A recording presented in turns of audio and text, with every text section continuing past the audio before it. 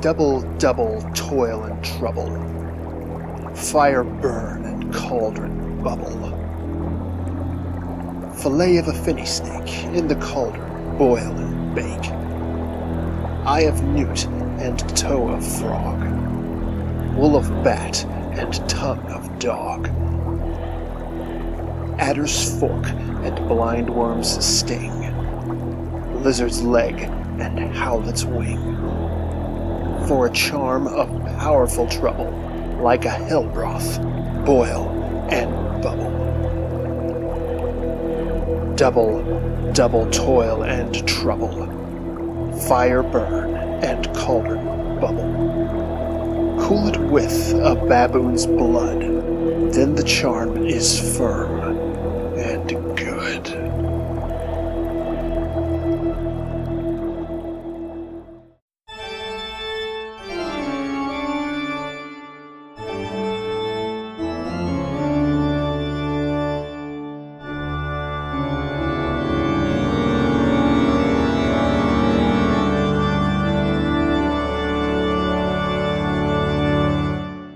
Greetings and welcome to another episode of the Schorr Manor podcast, the podcast dedicated to all things Halloween and all things spooky. I am your host, Matt Schorr, Clarksville's king of Halloween. Hope I'm not overselling myself there.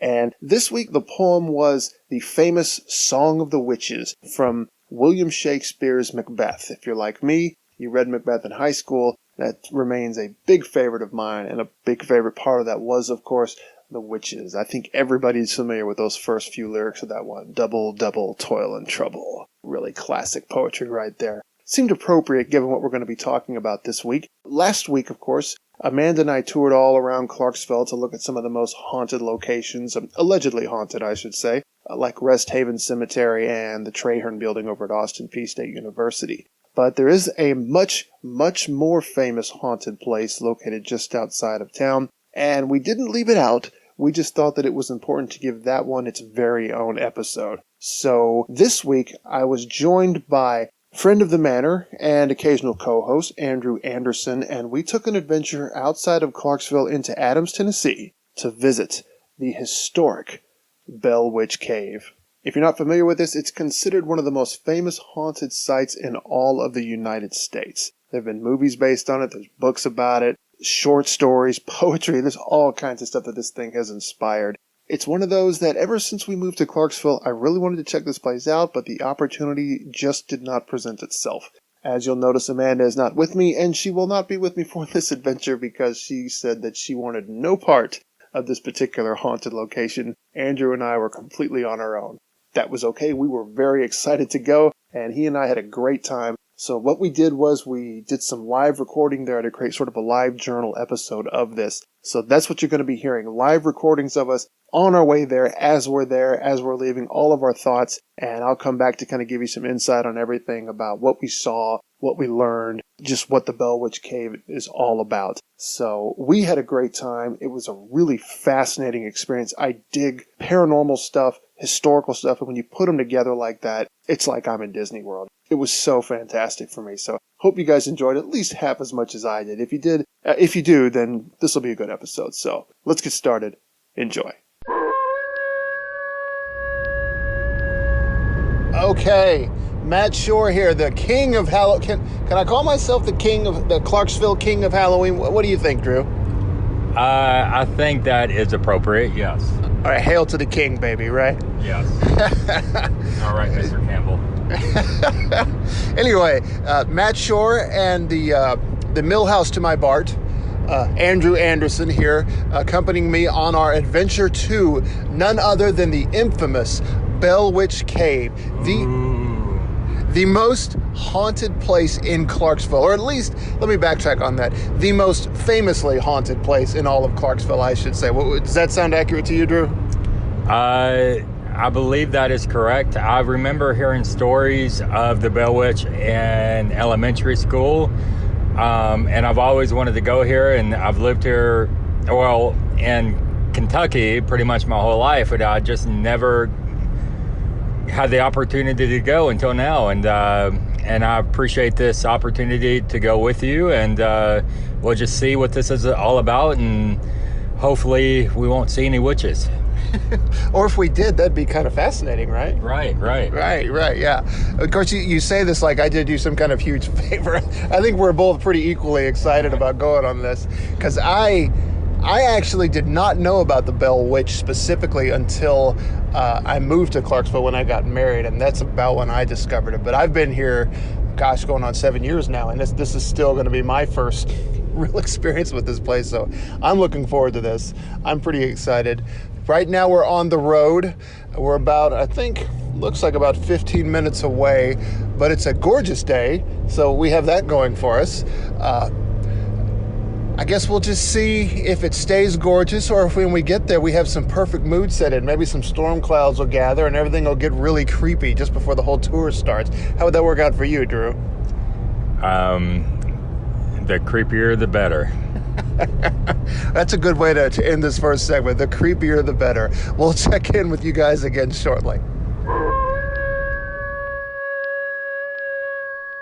No joke, that drive took us almost half an hour, driving way out into what felt like just the sticks and the boondocks. I looked at Drew at one point. I wish I'd recorded this, but I said, this is like driving out to the Hewitt farm. I mean, it could not have been a more perfect visual for driving out to this haunted location that we were doing. It was like the beginning of a horror movie. It should have been spooky, and maybe if it weren't, bright daylight out, it would have been, but we're really excited about this.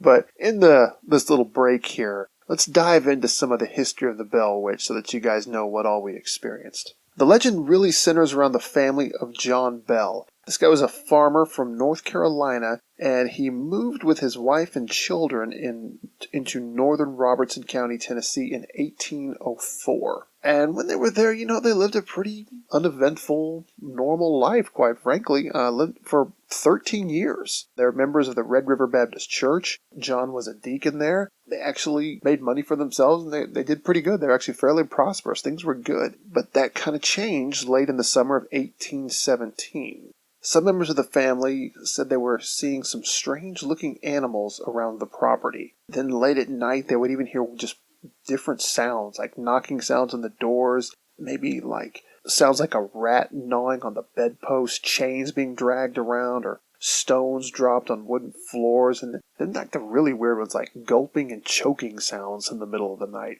The family was naturally pretty terrified by this, but at first they kept it to themselves. They didn't say anything and didn't spread the word for like a year at least. But then when things got really bad, John confided some of the stuff that was going on to one of his neighbors. He invited them to spend the night, and after a few nights of seeing some strange things themselves, the neighbors said that more people should be told about this, and there was actually a committee that got formed to investigate everything that was going on. And so, yeah, this is just the beginning of some of the things that we found out while we were there on location. So it's spooky, it's creepy, but it's also really, really fascinating. So we'll get back to where Andrew and I actually arrived at the historic Bell Witch Cave. Okay, we are here. We are here. We have parked in the parking lot. I don't know where else we would have parked, but that's where we parked for the historic. Hey, there you are. That's where we are. We're at the Bell Witch Cave, and oh, this is fantastic already. Like, you turn off of a highway onto this gravel drive that looks like it's almost the length of like, what, 2 or 3 football fields? Yeah. I mean, how horror movie feeling is that? If only we were coming here as the sun went down, that would have been so perfect. Or in the fall with their leaves are changing and the nice, crisp, cool air, and it's nighttime, and I'm really looking forward to checking this out, and I think we should get to it. Let's do it. I know at the very least I'm going to be just absolutely fascinated by the story. I love haunting stories and folklore and all that. So yeah, this is a treat for me. I cannot wait to get started. So let's not waste any more time. Let's do this. All right, let's go. All right, the first stop on our tour was the Bell family cabin. Now, unfortunately, the original Bell family cabin had long since been torn down, and what was on the property was actually a replica, but it was a darn good replica. And we went in and actually sat down in some rooms that were, painstakingly authentic, and listened to some stories about a lot of the strange things that went on that the family experienced. And I'm going to go dive back into some of that right now. As you might imagine, as word spread, it was just the weirdness that was going on at the Bell family property. It wasn't long before people from all over the place were coming because they wanted to see some of this stuff for themselves. I'd like to point fingers and judge them, but I'm not going to lie, I would have been kind of tempted myself. Before long, this unseen entity, or just whatever it was, either developed or gained a voice or whatever it was, but when asked who it was and what it actually gave several different names and identities, but at one point it said that it was named Kate Batts. And this has become the prevailing belief of what this spirit was. So it became known as either the Bell Witch or Kate. Now apparently Kate had two main reasons for visiting the Bell home. And the main one, unfortunately, was to kill John Bell. Nobody knows why. Kate never gave a reason why, but that was her mission in the afterlife, apparently. And the second reason was to stop John's youngest daughter, Betsy, from marrying a gentleman named Joshua Gardner. And over the next few years, Kate tormented the Bell family almost daily, supposedly. John and his daughter Betsy, they were the ones who got the worst of it.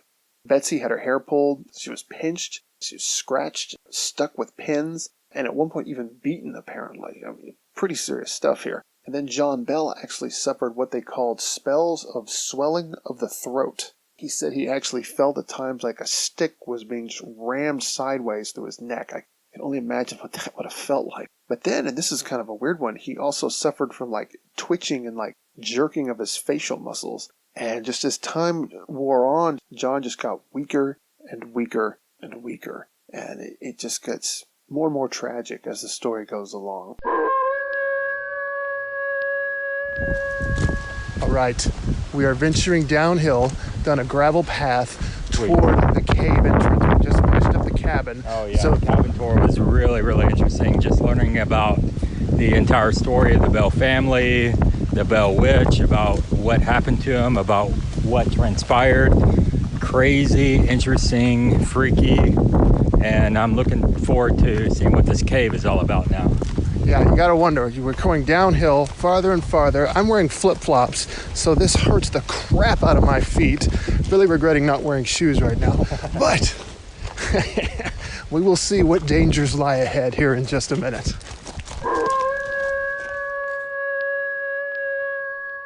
Alright, from there, as you can tell, we went into the cave. And the cave, we learned from our tour guide, was actually located just underneath an Indian burial ground. And even inside the cave, there was discovered what they believe was a small makeshift crypt for would have been a young girl.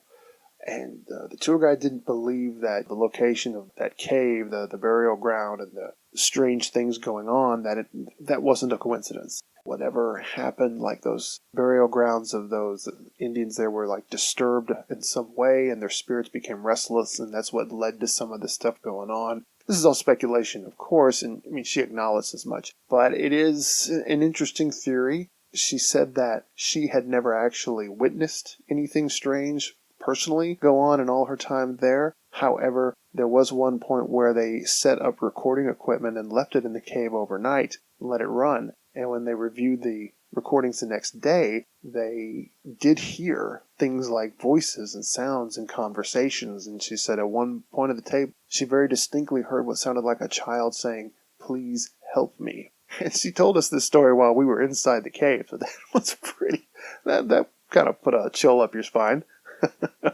For me, I gotta say that the cave was a tough thing to go through. Not so much because I witnessed anything paranormal. I did not, although I did take a picture of something supposedly paranormal while we were in there.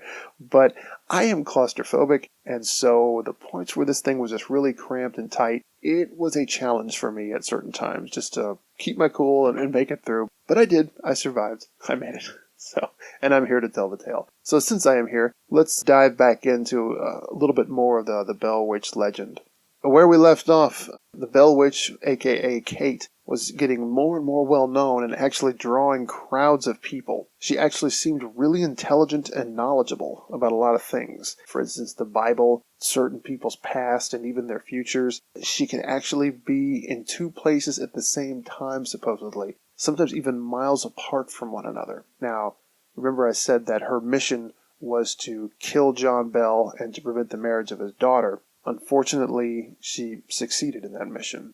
On December 20th of 1820, John Bell died, and it's believed that he was poisoned by Kate, and Kate supposedly took full credit for this. By his bedside, there was some medicine apparently prescribed to him, but at night, and I forget the exact details of this, they discovered like a bottle of what looked like some kind of black liquid that he had supposedly drank, and that's what resulted in his death. And Kate spoke somehow and said that she finally had killed old John Bell.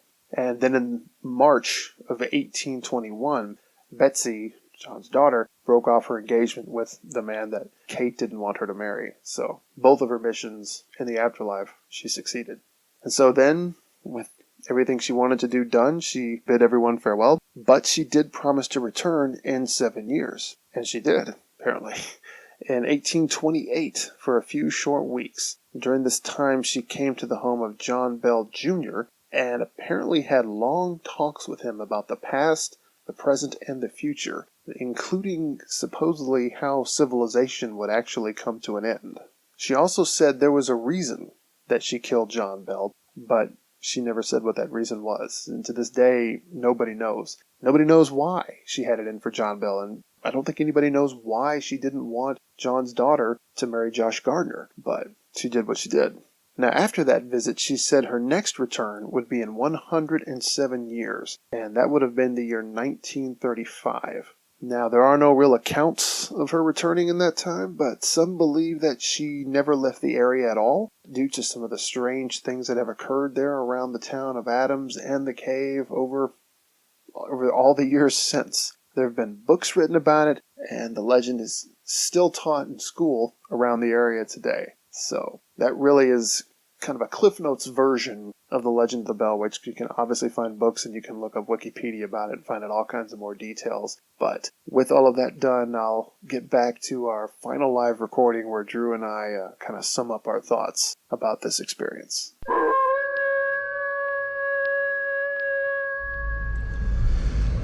Okay, we have just finished the tour. We are actually back in the car at this point. I'm sure you can tell by the sound of the engine in the background once again. But my gosh, We just had to run out of that cave. It was so scary. We just had to run back to our car so fast. I'm just kidding. Yeah, we're definitely kidding. We did not see anything supernatural. Although, I will say, there was a picture passed around of somebody who caught picture of something supernatural that we got to have a look at. So a little bit of secondhand supernatural there, I guess you could say. You think that's fair? I would say that's fair. Why not? Anyway, gosh, it was just fascinating stuff for me. Historical stuff is already kind of fascinating to me anyway, but when you throw in the supernatural elements and folklore and history, and I don't know, I'm going to use the word myths and mythology along with it. It just so intriguing to me. I could sit and listen to that stuff all day long, quite frankly.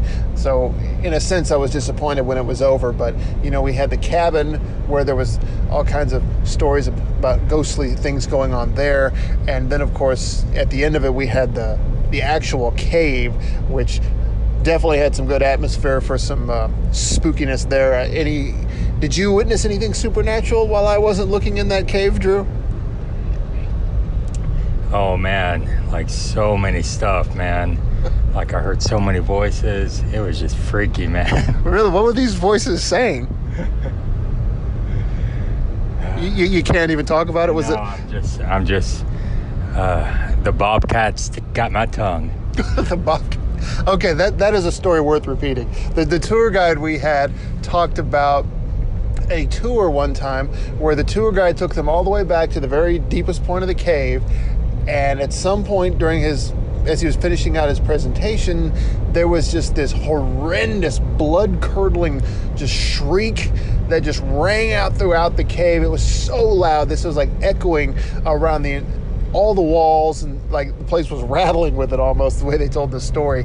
And the tour guide said he looked back at where the sound came from, then he turned back again to his tour, and they were already like halfway out of the cave getting away from him.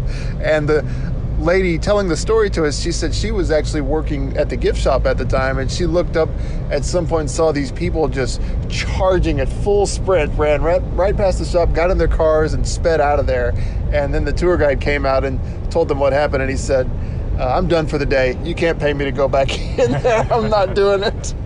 And she said they heard some screams throughout the night that they felt like were probably bobcats. And right. and that there's a good chance that whatever they heard in there was very likely a bobcat, and just given the nature of how that cave echoed, it was probably a horrendous sound when they heard that.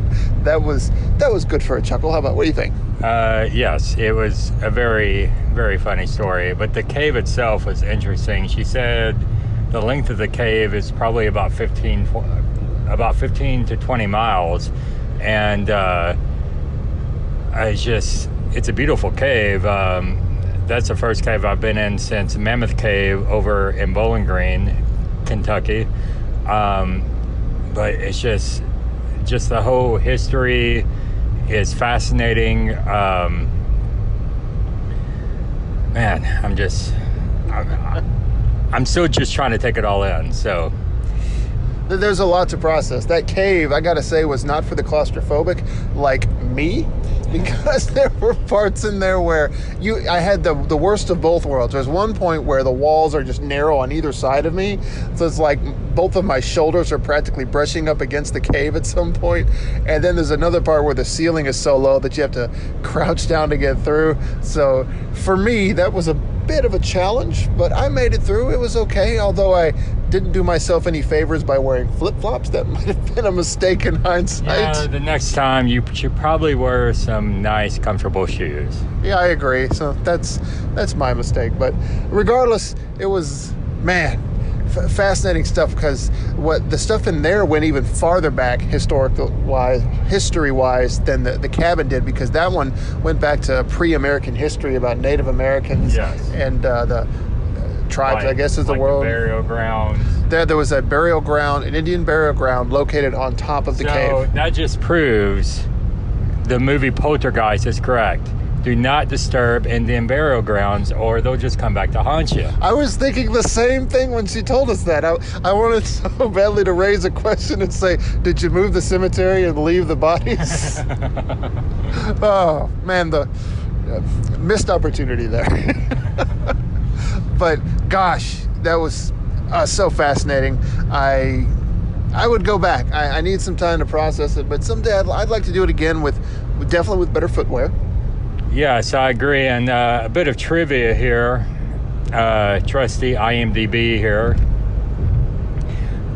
Well, I can't really read and drive, but read that one. Okay, I'm going to read what it says here. And General Andrew Jackson once said, quote, "I would rather take on the whole British Army than fight the Bell Witch again." Which brings up a conversation we had with the lady who worked at the gift shop. We said, so who do you think would win in a fight? The Bell Witch or Jason Voorhees? Because then, it's problematic, isn't it? The Bell Witch is a ghost, so you can't kill her, but Jason is also dead, so you can't kill him. So how's that going to work out? Wait, is he a ghost or a zombie? It depends on which movie. I think at some point in the series, he's been one of each. But gosh, that was a great time. I'm glad we did that. Definitely to do it again. And anybody who lives in the Clarksville area, passing through the Clarksville area, I got to say, it's well worth your time to come check this out. And here's a really great quote just to give some more validity to this.